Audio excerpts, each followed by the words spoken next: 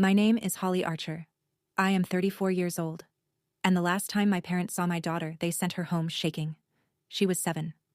She walked through the front door holding a wrapped box against her chest like it might explode. Her eyes were red. Her lower lip was trembling. "Grandpa said to give you this," she whispered. He said to tell you not to overreact." I knelt down, took the box, told her to go wash her hands for dinner.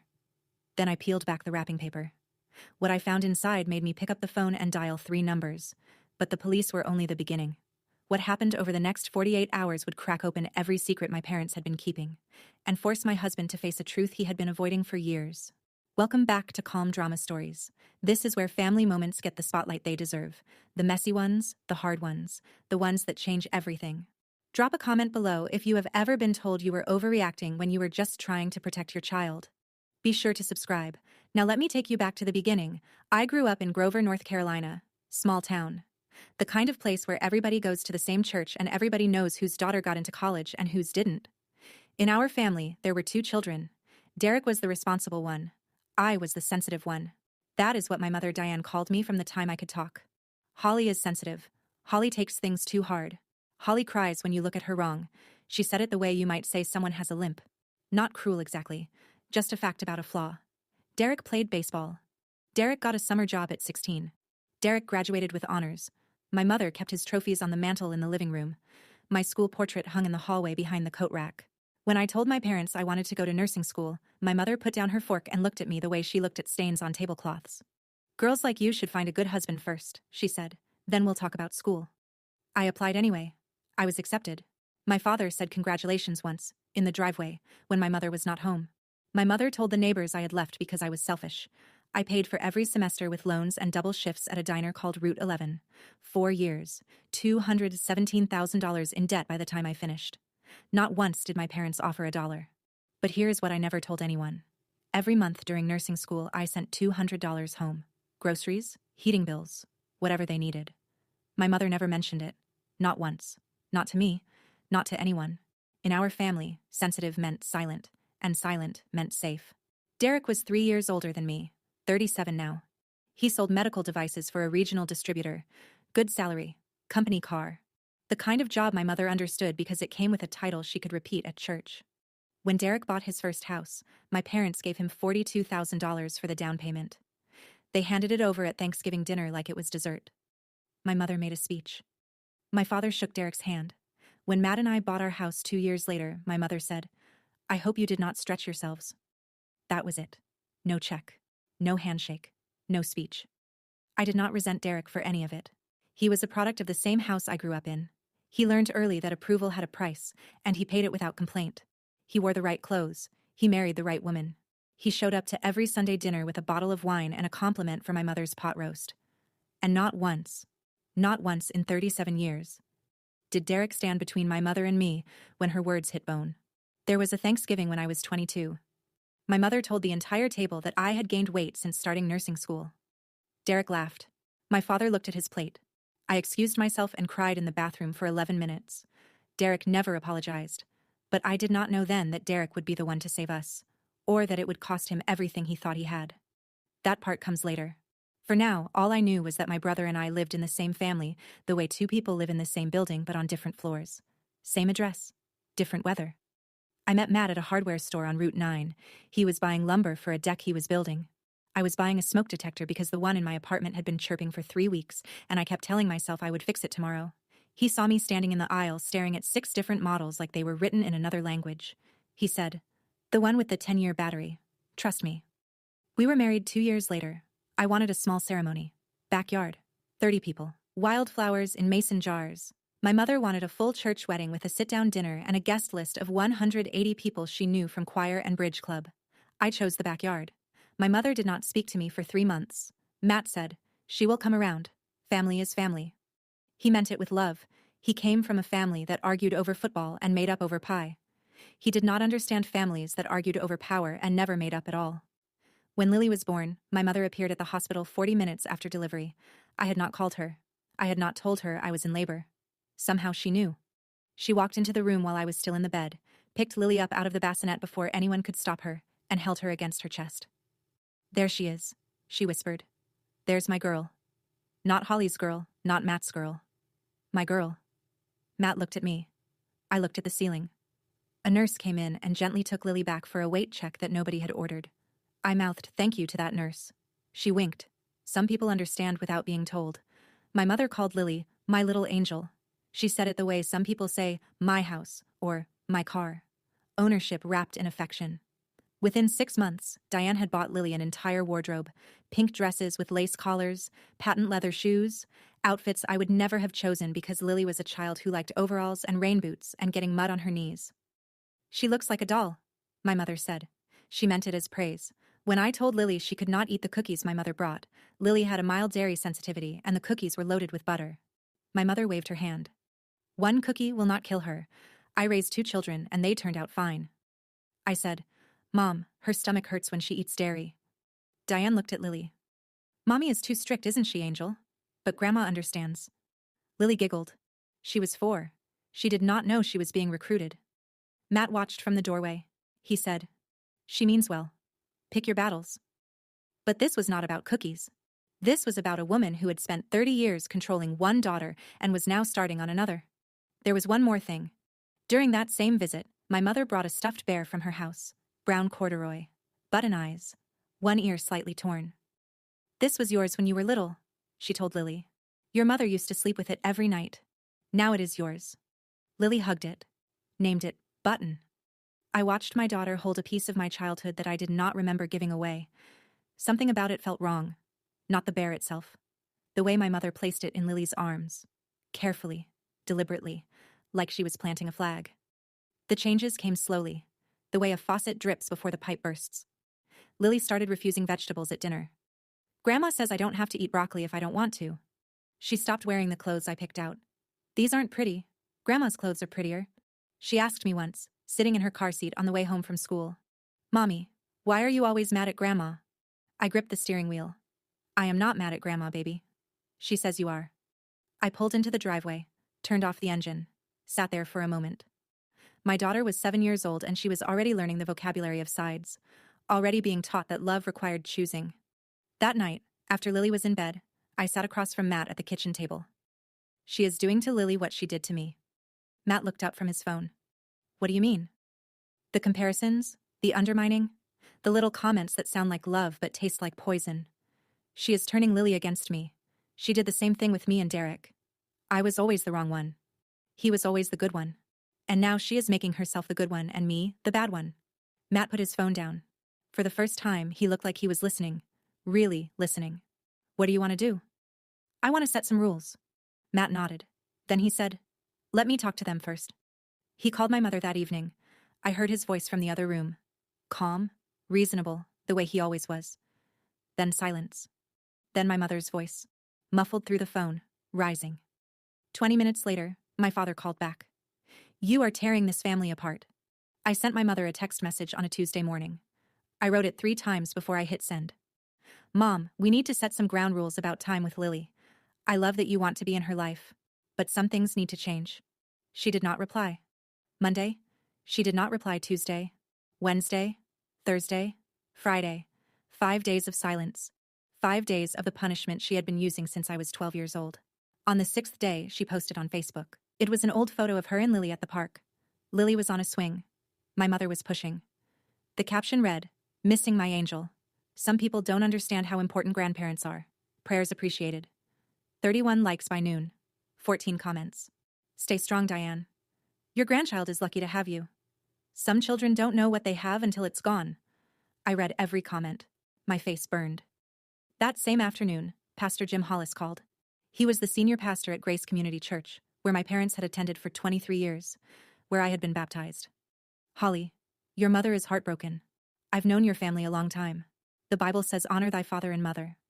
I said, Pastor Jim, I asked my mother to respect my parenting decisions. She responded with 5 days of silence and a public Facebook post. He paused. But she is still your mother, Holly. Yes, I said. She is. I hung up and called my father, asked why my mother had not replied. Richard's answer came the way all his answers came, as a deflection dressed up as advice. You know how your mother is. Don't push her. Tell your mother not to overreact. She is telling you the same. Just let it go, Holly. Let it go. The family motto. The box arrived on a Saturday. Lily had spent Friday night at my parents' house. Matt had agreed to it. I had not wanted her to go, but Matt said, "It is one night. Your mom has been quiet. Maybe she is trying." My father brought Lily home at 10 in the morning. He did not come to the door. He parked in the driveway, walked Lily to the front step, handed her the box, and said something I could not hear from inside the house. Lily told me later what he said. "Tell your mother not to overreact." Then he walked back to his truck and drove away without looking back. Lily stood in the doorway holding a box wrapped in yellow paper with little daisies on it. The wrapping was cheerful, deliberate. My mother always wrapped gifts like she was entering a contest. But Lily was not smiling. Her eyes were red. Her lower lip trembled. She was holding the box against her ribs like it was the only thing keeping her upright. "Grandpa said to give you this," she whispered. I took the box, told her to wash her hands, sat her at the kitchen table with a glass of water and a peanut butter sandwich, turned on the television in the living room so she could hear cartoons while I opened it alone. I sat on the edge of my bed and peeled back the daisy paper. Inside, stacked neatly, were photographs. Every family photo my mother had kept of me from childhood. Birthday parties, school plays, the one from my nursing school graduation where I was standing alone because nobody came. But in every photograph my face had been cut out. Carefully, with scissors, not torn, cut. Clean lines around my jaw, my forehead, my hair. Every image, precise removal. Beneath the photos, a letter in my mother's handwriting. "You chose to abandon this family. We are simply making it official." And beneath the letter, resting at the bottom of the box, button. The stuffed bear. I picked it up. It was heavier than I remembered. I turned the bear over in my hands, ran my thumb along the belly seam. The original stitching was tight and even, factory work from 20-some years ago. But near the bottom, the thread was different. Thicker. Looser. Someone had opened the bear and sewn it back shut. I got a pair of scissors from the kitchen drawer, cut the new stitches, reached inside through the stuffing.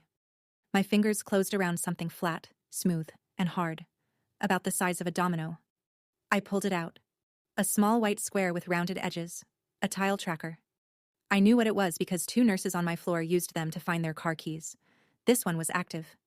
The tiny light on its face blinked once every 3 seconds. For a moment I sat perfectly still. Then I did what I do at work when a patient's vitals go wrong. I stopped feeling and started acting. I placed the tracker inside a Ziploc bag from the kitchen. Sealed it. Set it on the counter. I picked up my phone and dialed 911. I would like to report a tracking device placed on my child's belongings without my knowledge or consent. The dispatcher asked me to stay on the line. I did. Then I called Rachel Torres. My best friend since our sophomore year of college, now a paralegal at a family law firm in Charlotte, the kind of person who answers her phone on the first ring when your voice sounds like mine did. "I need you here," I said. "Now." "On my way." I hung up and looked at the kitchen doorway. Lily was watching cartoons, eating her sandwich. She did not know that the bear she had slept with at Grandma's house had been tracking every mile of her life. My phone buzzed. A text from my mother sent 20 minutes earlier. Did Lily get home safe? The question used to sound like love. Now it sounded like surveillance. Rachel arrived 8 minutes before the police. She walked through the door, looked at my face, looked at the counter where the Ziploc bag sat next to the pile of cut photographs, and said nothing for a full 5 seconds. Then she said, "Where is your phone?" "Right here." "Start screenshotting every text your mother has sent you in the last 6 months. I will photograph the physical evidence." That was Rachel. No panic. No sympathy speech. Just the next step. She photographed the box, the wrapping paper, the photos with the faces cut out, the letter, the bear with its belly slit open, and the tracker in the bag. She arranged them on the table and shot each item from 3 angles, then took a wide shot of everything together. Officer Martinez arrived at 11:14. He was calm, professional. He looked at the tracker and wrote something in his notebook. "Ma'am, placing a tracking device on another person's property without their consent is a criminal offense in this state. Were you aware of the device before today?" "No." "And this was inside a stuffed animal belonging to your daughter?" "Yes. My parents returned it inside a wrapped box this morning."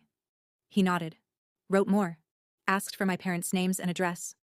Rachel, standing behind me, asked, "Officer, can you walk us through the process for filing a protective order?" He looked at her. "Are you an attorney?"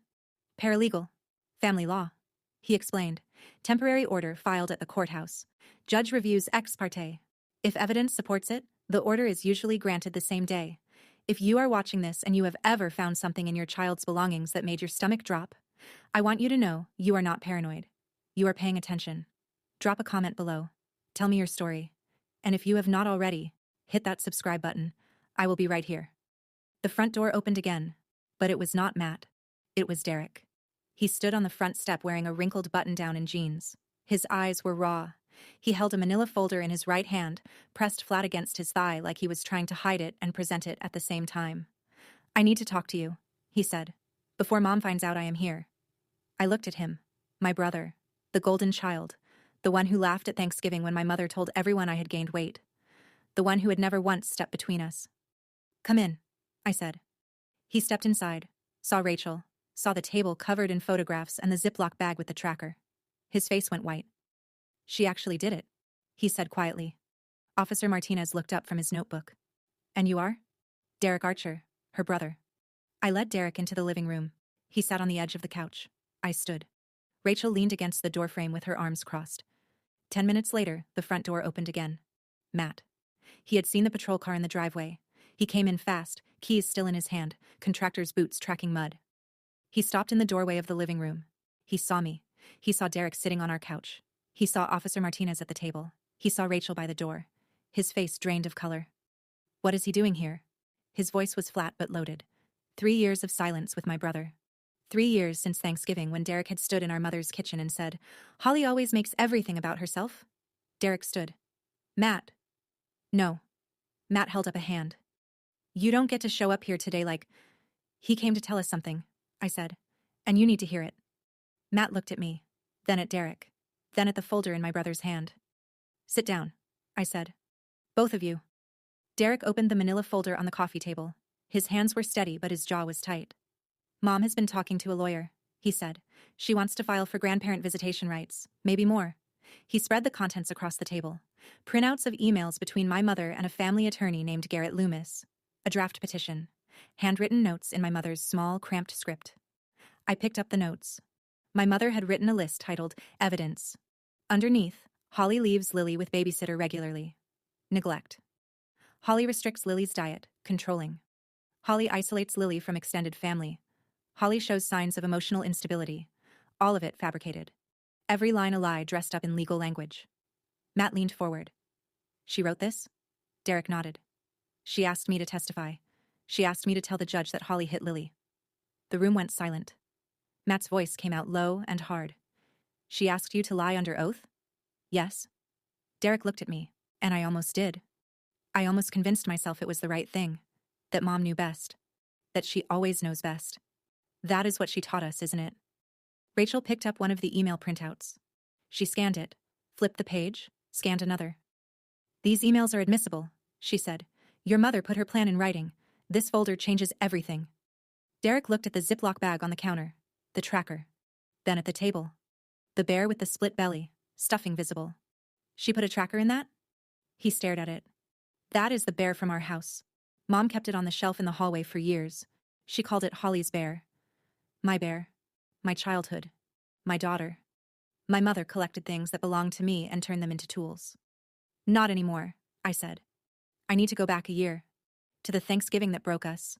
My parents' house. 12 people around the dining table. Turkey, stuffing, green bean casserole. Richard at the head, Diane at the foot. Everyone between them arranged like props in a play she had been directing for 40 years. Lily was tired. It was 7:30. She had been running around with her cousins since noon, and her eyes were glassy the way they get when she needs to lie down. I said, "Lily, honey, it is bedtime. Let's go brush your teeth." My mother set down her wine glass. "Holly, it is Thanksgiving. One late night will not hurt her. She is exhausted, Mom. She needs sleep. I had 3 children staying up past midnight every holiday and they survived. You had 2 children, Mom. And I am asking you to respect my decision." The table went quiet. 12 people and not a single fork moved. Diane's eyes filled with tears. Not sad tears. Weapon tears. "I just wanted one holiday with my granddaughter," she said. Her voice cracked in exactly the right places. "And you are ruining it. You always ruin things, Holly." Derek, my brother, my golden child brother, set down his napkin and said, "Holly, why do you always have to make everything about you?" My father looked at his plate. "Your mother is an old woman. Show some respect." Matt stood. "We should go." I picked up Lily. She was half asleep against my shoulder. I walked through the kitchen to the front door. Nobody followed us. My mother's voice came from the dining room. Fine, take her. You take everything. 12 people at that table. Not one of them said a word. I buckled Lily into her car seat. Matt started the engine. We drove 37 minutes home in silence, back in the living room. Present day. Derek reached into the folder again and pulled out a stack of photocopied pages. There is more, he said.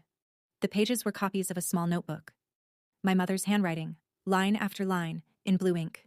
Dates on the left, notes on the right. September 14th. Holly dropped Lily at school at 7:52. Picked up at 3:15. Babysitter on Thursdays? September 21st. Matt works late Thursdays. Holly alone with child. October 3rd. Lily said she had cereal for dinner. Evidence of neglect? October 10th. Holly left Lily with babysitter March 14th for 6 hours. Follow up. October 18th. Teacher name, Mrs. Koenig. Room 204. School phone number listed. November 1st. Pediatrician. Dr. Patel. Grover Pediatrics. Holly missed Lily's flu shot. Reschedule. Neglect pattern? The list went on. Page after page. 7 months of entries. Each one gathered from conversations Lily did not know were interrogations. Where did you find this? I asked. Her desk drawer. She left it unlocked last week. I was looking for a pen. Rachel took the copies from my hands. She read them the way she reads depositions. Fast, focused, marking key passages with her fingernail. This is surveillance, she said. Your mother has been building a case against you for at least 7 months. Every question she asked Lily. What did you eat? When does mommy pick you up? Who watches you? Was data collection. Matt stood and walked to the window. He pressed his forehead against the glass. How long has she been doing this? He said without turning around. Derek. At least since September. That is when the notebooks start.